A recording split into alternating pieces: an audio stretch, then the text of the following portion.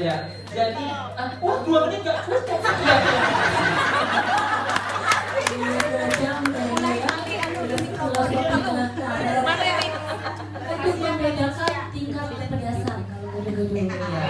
Ada warna merah, kuning, hijau, artinya menandakan di dalam suatu instansi itu ada begitu banyak wujud karakteristik yang harus dipadu-padankan. Berbeda tapi bisa disatukan, bukan berbeda harus disamakan. Jadi berbeda disatukan, bukan berbeda untuk disamakan. Nah, kemudian apa di gambarnya lagi? Nah, kemudian selain itu kegunaannya. Karet ini walaupun benda kecil yang kadang diremehkan dipakai diketek terbang melayang entah kemana, tapi dia bisa menyatukan loh.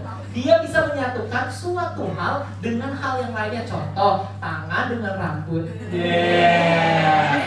Ya kan? Tangan dengan kertas nasi. Iya. Ya kan? Jadi banyak kebenaran sama. Ya duit tuh. Iya. Jadi seperti itu. Ya, Olimpik tapi wujudnya konkret jadi benda, jadinya gelang karet saja. Kenapa harus gelang karet? Biasanya orang tidak terpikir untuk mewujudkan suatu benda itu ke benda yang kecil. Bisa dikatakan kadang-kadang tidak berguna, tapi pada dasarnya gelang karet ini banyak manfaatnya. Satu, elastis, di mana seperti komunitas belajar kita harus elastisitas, di mana kita tidak bisa memaksakan kehendak kita, ego kita, dan juga kita harus meredam semua itu, memblend menjadi satu. Nah, seperti gelang karet, biar ditarik ya kembali lagi ke posisi semula. Nah, itulah hakikat dari komunitas belajar. Kemudian berwarna, akhirnya dia memorinya, mentalnya mereka merasa oh pembelajaran itu tidak menyenangkan. Itu represi awal. Baru represi awal.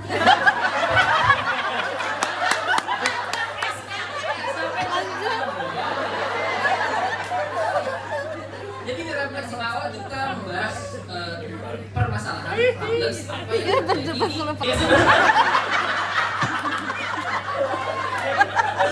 Saya pernah menelaah di beberapa pendidikan di negara luar, mereka itu tidak secepat pendidikan di Indonesia, jujur. Mereka itu bertahap banget. Misalkan anak kelas 1, mereka tidak ada yang menyuruh 1 sampai 100 harus bisa. Enggak. Hari ini pembelajaran kelas 1 sampai 10 saya ajarkan. Bu, kenapa enggak sampai 20 itu ada yang bisa? This is my country. This is my country. This is our education. This is our rules. And then you should to tunduk dengan rules yang kita buat. Oke. Ternyata saya baru menemukan bahwa ternyata setiap anak tuh kembali lagi ada perkembangan psikomotor dan pemahaman dia, mentalnya dia ternyata harusnya tuh tetap di situ, nggak boleh kamu push.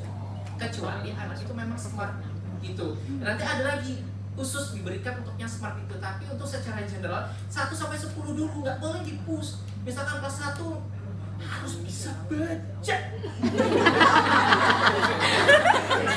Ini menyusahkan saya. Dan memang kemampuannya belum bisa membaca, tapi masih mengenali huruf dan angka. Perkalian itu matematika itu adalah pembelajaran yang bertahap dari 0, 1, 2, 3, 4, 5 gitu. Nggak bisa langsung ke perkalian kalau dia tidak bisa tambahan. Oh ternyata diketahui anak tidak bisa proses penjumlahan.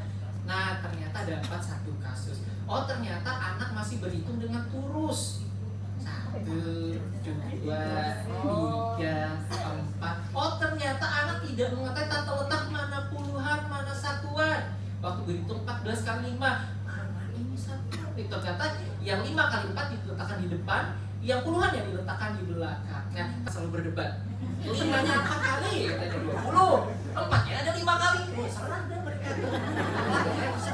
Ada yang mengadopsi ini dari menurut ini. Itu mengadopsi. Tapi menurut orang Indonesia kayak minum obat 1 kali 3. Oh, itu ada penjabarnya masing-masing. Nah, yang paling penting adalah bagaimana anak bisa memaknai prosesnya itu tersebut gitu. Mau teori dari siapa itu boleh, asalkan berlandaskan teori. Nah itu dari refleksi awal tadi itu prosesnya itu yang paling penting. Mengapa bisa 4 kali 4 itu sama dengan 14? Ya kan berarti masih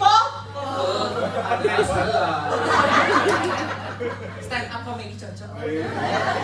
Gagal jadi guru. Oke, 4 kali 4 16 adalah proses 4 ditambah 4 ditambah 4 sama dengan 16 atau Ayo apa? Nggak ada, nggak bisa. Nah, atau 4 kali 5 misalkan, 4-nya ada 5 atau 5-nya ada 4 kali. Itu mungkin guru-guru lakukan pada di refleksi awal.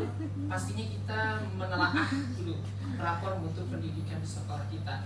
Mana yang sudah hijau, kuning, merah, ungu atau hitam kalau ada. Kalau ada ya kan, kita tahu yang hitam gitu.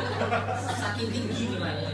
Bukan rendah ya, tapi saking tingginya. Nah, dari rapor mutu pendidikan tadi bersama kepala sekolah, bersama stakeholder yang ada di sekolah, bersama-sama kita merembukan apa yang akan menjadi rumusan yang kita bawa nanti ke peserta didik kita.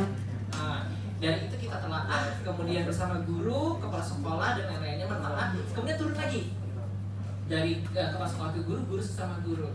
Mengapa hal ini perlu kita tingkatkan atau mengapa hal ini perlu kita lakukan perbaikan. Nah, setelah itu kerucut lagi ke bawah, turun lagi ke bawah.